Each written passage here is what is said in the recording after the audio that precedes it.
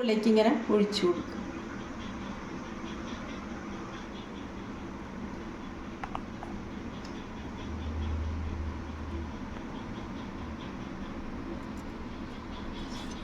വലിപ്പമുള്ള carrot cut ചെയ്തിട്ട് പുഴുങ്ങിയതാണ് കേട്ടോ, വേവിച്ച് വെച്ചിരി ജാറിലേക്ക് ഇടുന്നത്. ഞാൻ നന്നായിട്ടൊന്ന് അടിക്കാൻ പോവുകയാണ്. നന്നായിട്ട് അരച്ചെടുത്തിട്ടുണ്ട്. ഇതിലേക്ക് ഞാനൊരു 6 ഏലക്കായ ഇട്ടിട്ടുണ്ട്. ഒരു ഫ്ലേവറിന് വേണ്ടി ഇടണം കേട്ടോ, 6 ഏലക്കായ. പിന്നെ ഞാനൊരു 1/2 കപ്പ് നാളികേരം ചെറിയത്,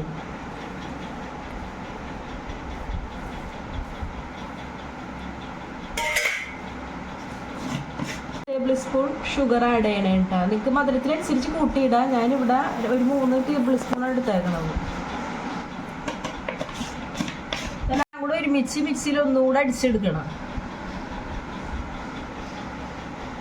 ടേബിൾ സ്പൂൺ വറുത്ത അരിപ്പൊടി, വറുത്തതായാലും വറുക്കാത്തതായാലും നമുക്ക് ഇടാം കേട്ടോ. ഇതിലേക്ക് ഞാൻ ആഡ് ചെയ്യണേ.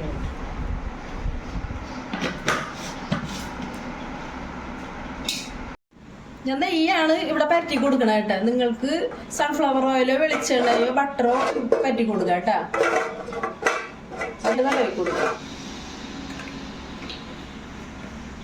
ഞാൻ ഈ പാത്രത്തിലേക്ക് അരച്ച് വെച്ചിരിക്കുന്നത് പാത്രത്തിലേക്ക് ഇടാൻ പോവേണ്ട.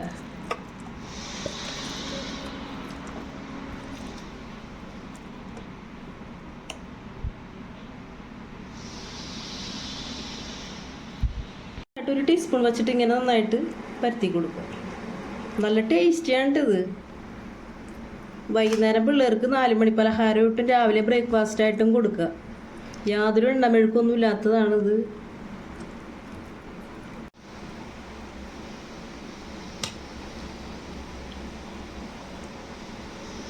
വെച്ച് വേവിച്ചെടുക്കാൻ പോവേണ്ട. ഒരു 20 മിനിറ്റ് എങ്കിലും ഈ ആവിയിൽ വെച്ച് വേവിച്ചെടുക്കണം.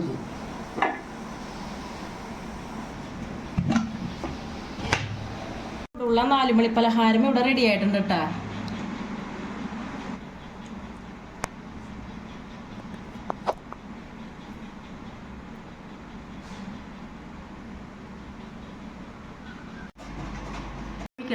കുറച്ച് പാല്, ടേബിൾ സ്പൂൺ അരിപ്പൊടി ഇടണേ, 1 ടേബിൾ സ്പൂൺ പഞ്ചസാര ഇടണേ.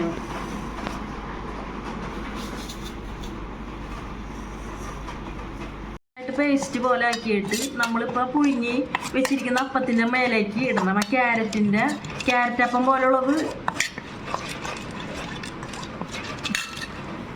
ഉള്ളിലേക്ക് ഇങ്ങനെ ഒഴിച്ചു കൊടുക്കും.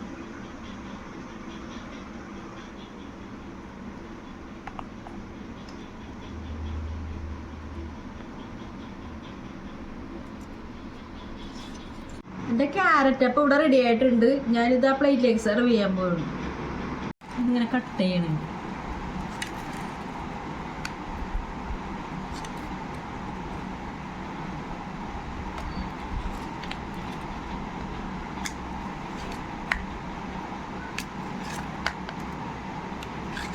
അപ്പോൾ ഇവിടെ റെഡി ആയിട്ടുണ്ട്. നിങ്ങളൊന്ന് ട്രൈ ചെയ്ത് നോക്കാം. നല്ല ടേസ്റ്റാണ് കേട്ടോ.